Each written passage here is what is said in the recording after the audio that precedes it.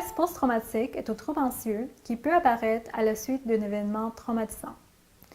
Les dernières recherches indiquent que jusqu'à 90% des personnes déclarent avoir vécu un événement traumatisant au cours de leur vie.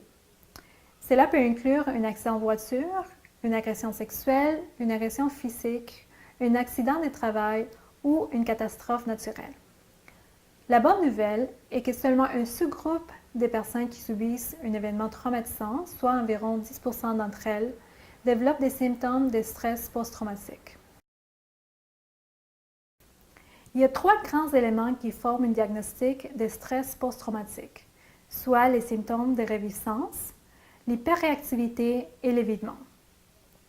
Selon le DSM, qui est le manuel utilisé par les professionnels de la santé mentale pour diagnostiquer un trouble psychiatrique, un diagnostic de stress post-traumatique peut être posé lorsqu'un individu vit ou a été témoin d'un événement traumatisant, revit l'événement traumatisant sous la forme des flashbacks, cauchemars ou des souvenirs bouleversants concernant l'événement, évite des stimuli reliés au traumatisme, a des altérations négatives des cognitions et de l'humeur suite à l'événement, démontre une réactivité physique et émotionnelle intensifiée suite à l'événement, et lorsque ces symptômes entraînent une détresse significative et des difficultés au niveau du fonctionnement quotidien.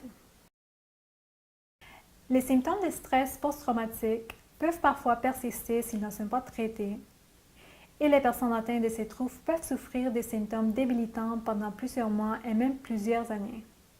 Heureusement, la recherche indique que la majorité des personnes qui sont traitées éprouvent une amélioration significative et une réduction des symptômes. Le traitement du stress post-traumatique se fait avec la psychothérapie, bien que les médicaments puissent également être utilisés comme complément thérapeutique ou traitement de deuxième choix. La psychothérapie pour le stress post-traumatique implique généralement de faire face aux stimuli liés au traumatisme jusqu'à ce que l'anxiété soit réduite. C'est ce qu'on appelle de la thérapie par l'exposition. L'exposition consiste à faire face à des stimuli liés au traumatisme plutôt qu'à les éviter. C'est ce qui est, selon les chercheurs et les scientifiques, précisément c'est ce qui maintient les symptômes liés au trauma. L'exposition peut être réalisée en utilisant une exposition imaginaire ou une exposition in vivo. Dans l'exposition imaginaire, on demandera à l'individu d'utiliser des souvenirs et des images mentales et d'y s'accrocher jusqu'à ce que l'anxiété soit réduite ou éteinte. L'exposition in vivo, en tant que telle, consiste à affronter des situations de la vie réelle qui provoquent l'anxiété, qui sont évitées en raison de leur association avec les événements traumatisants. Par exemple, on peut demander à un individu d'aller dans un grand bâtiment après une expérience de tremblement de terre traumatisant.